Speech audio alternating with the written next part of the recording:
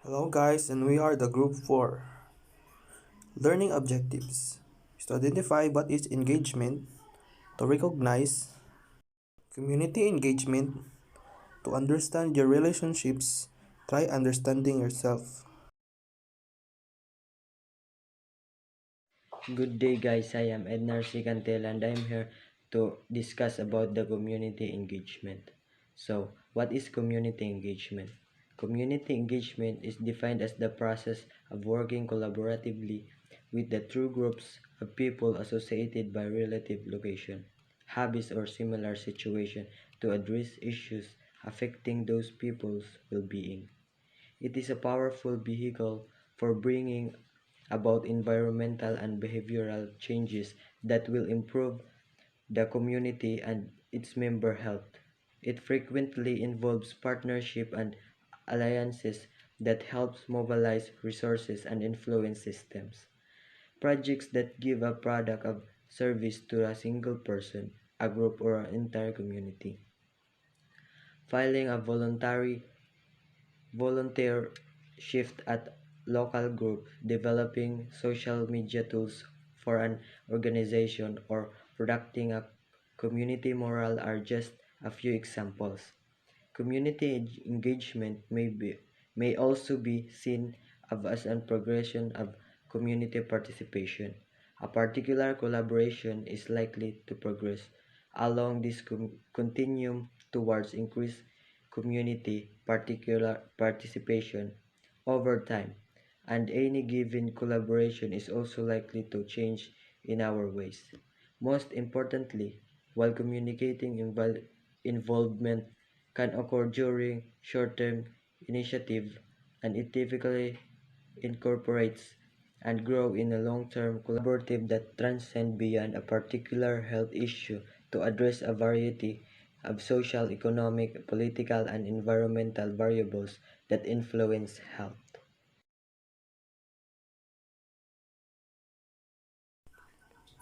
Engagement is not generally driven by a model so much as by a framework of guiding principles, strategies, and approaches. This framework is based on principles that respect the right of all community members to be informed, consulted, involved, and empowered. Community engagement employs a range of tools and strategies to ensure success. It also places a premium on fostering and enhancing trust as a critical element in long term, sustainable engagement and effective governance. The word community is also a broad term used to define groups of people, whether they are stakeholders, interest groups, or citizen groups.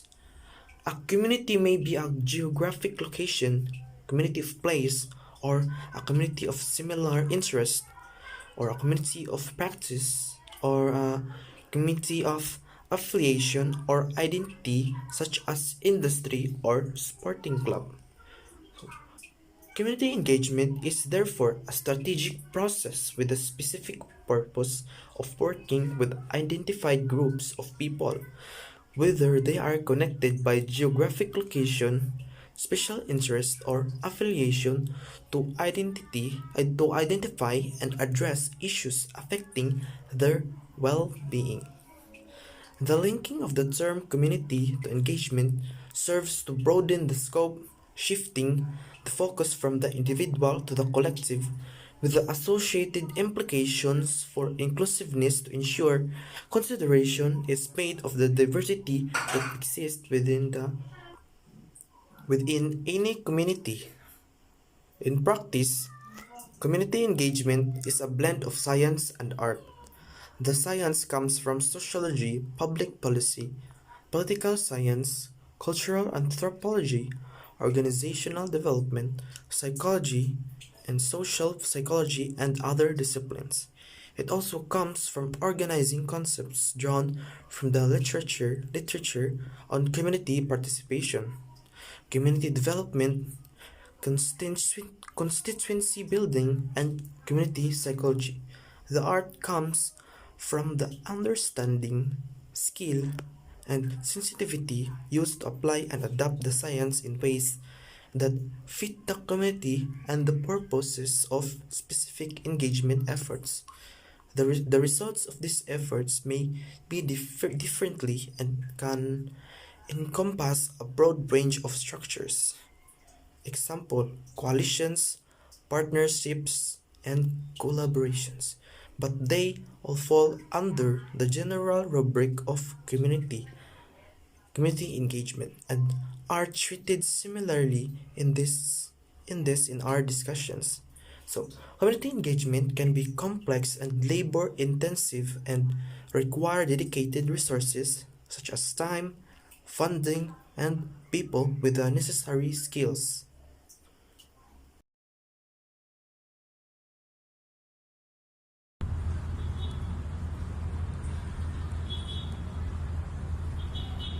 I'm Edmund Chan, and I'm going to discuss about to understand your relationships, try understanding yourself. So, you've just had an argument with your partner, and you're sure that you're not the one at fault. You were simply trying to carve out some time for yourself to sit down and get a project done in a few minutes you had before getting home and needing to cook dinner. However, your partner demands instead that you use this precious time to discuss the family finances. The matter doesn't seem urgent, and it appears that your partner just wants to talk. This is just one in a string of incidents in which you feel that your partner is intruding on your priorities. The question becomes, are you just being too selfish, or is your partner too demanding and controlling? So, we need to understand and know ourselves first before going to a relationship, because this is important to you and your partner so that you can handle it very well and understandable. Loving yourself certainly makes it easier to love someone else. When you accept and love yourself, you don't need someone else's approval or love. You are likely to believe that you will find someone who you will love and who will love you. Knowing yourself worth allows you to realize that you are complete even outside of a relationship. Additionally, recognizing yourself self-worth creates a level of immeasurable confidence. Understanding the importance of being happy with yourself before dating is a critical step in building a healthy relationship. Relationships involve a constant give and take between the desires of each partner for both self-expression and intimacy. According to a recent paper by University of California, Davis psychologist Christopher Hapgood and Michigan State University's Evan Good, problematic relationships results when people bring their own personal difficulties into play, but at the same time are overly sensitive to the problems of their partners. That's all. Thank you.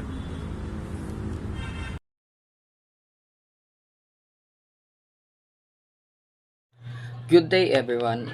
I am Randy Labasan, and I am here to discuss the topic about on how to understand your relationships.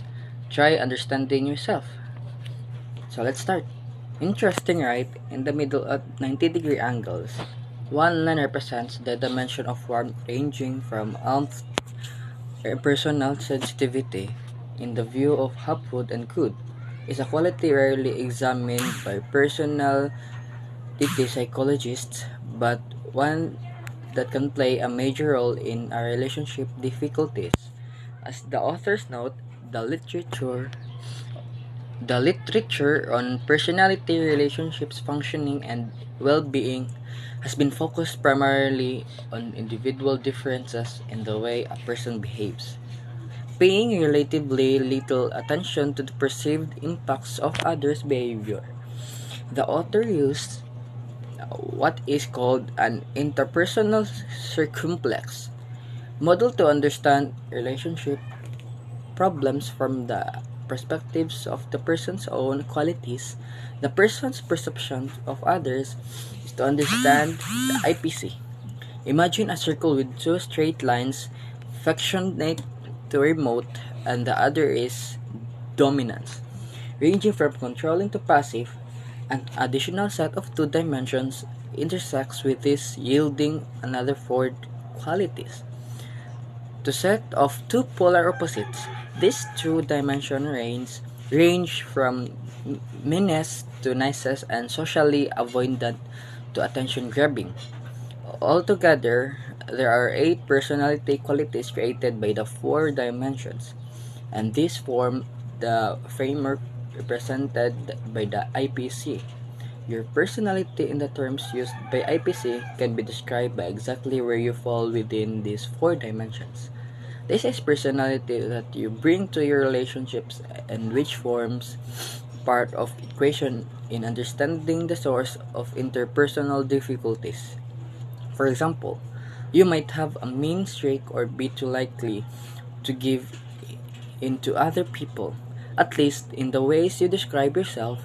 However, your personality also includes the sensitivity that influences how you interpret the ways in which other people interact with you. Maybe you are especially annoyed by meanness in others, as in the example when your partner wants to spend time with you that you feel you can't spare. It may be that you're hypersensitive to being controlled by other people who, in all likelihood, don't mean you any harm. In this case, you would rank high on the sensitivity to control and of dominance sensitivity dimension. The IPC as applied to your sensitivity to the personalities of others identifies your hot buttons using measures of both personality problems and personality sensitivities. Hapwood and Good hope to be able to explain the variations among people in their scores on a range of measures that take their personality traits, personality disorders, and their self-reported health tendency toward alexithymia, difficulty expressing emotion experiences in relationships, and impression management tactics. Understanding yourself allows you to better comprehend your urges in crisis. When they unintentionally cause an argument to elevate your reason, you will be able to recognize those behavioral responses and then explain to your partner what the real issue is. So both of you can work it out together. Understanding is more important because that creates the conditions for love. Understanding is more important as love without an understanding won't last. Understanding someone is more of a fit than falling in love. Understanding can go so many roads. Where love is just a good relationship, having a healthy self awareness promotes emotional wellness and self esteem. It provides student insight into who they are, why they act they to do, and gives them a direction for self improvement. Self awareness for students is crucial for success. When trying to understand yourself as a person, you must review yourself as if you are managing the MVP on the field because that is you. Take a deep look at your health habits, your work ethic, your thought processes, your emotional self, your beliefs, and your passions. That's all. Thank you.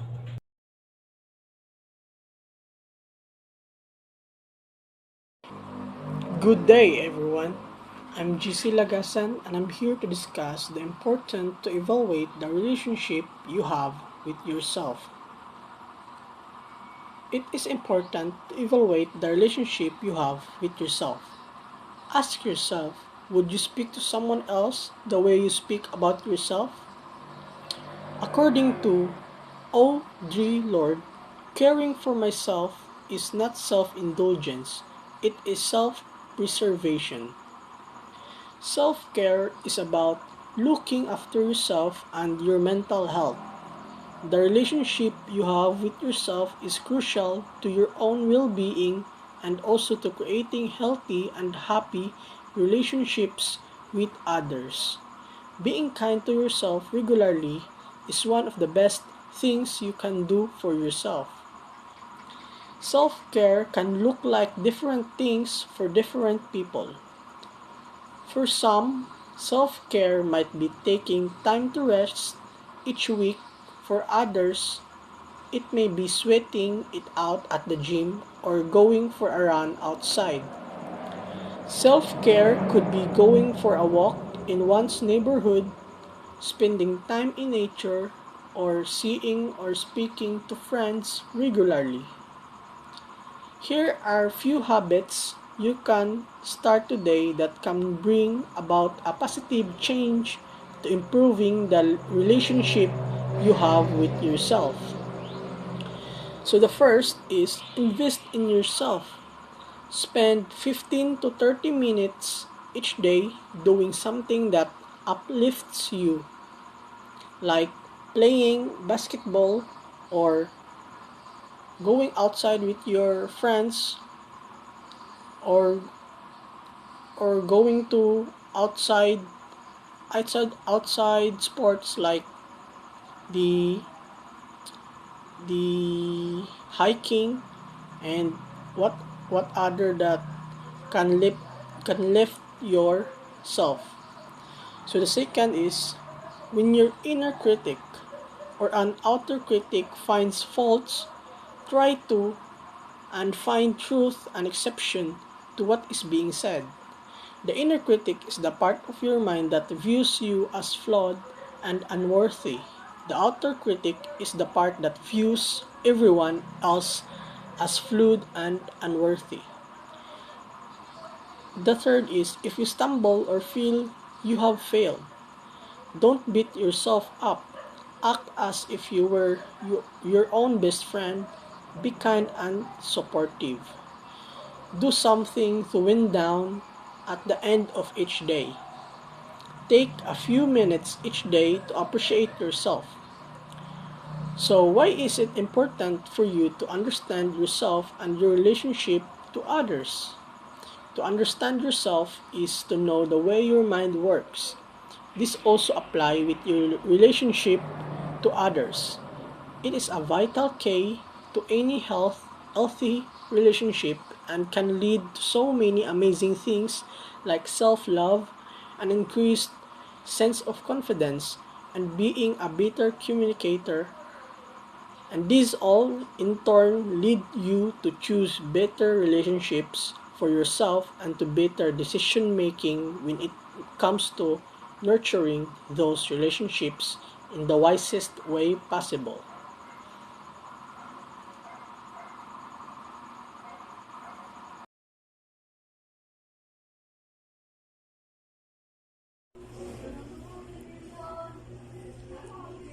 Relationship involve a constant give and take between the desires of each partner for both self-expression and intimacy. According to a recent paper by University of California, Davis psychologist Christopher Hopwood and Michigan State University's Evan Good, problematic relationships result when people bring their own personal difficulties into play, but at the same time are overly sensitive to the problems of their partners.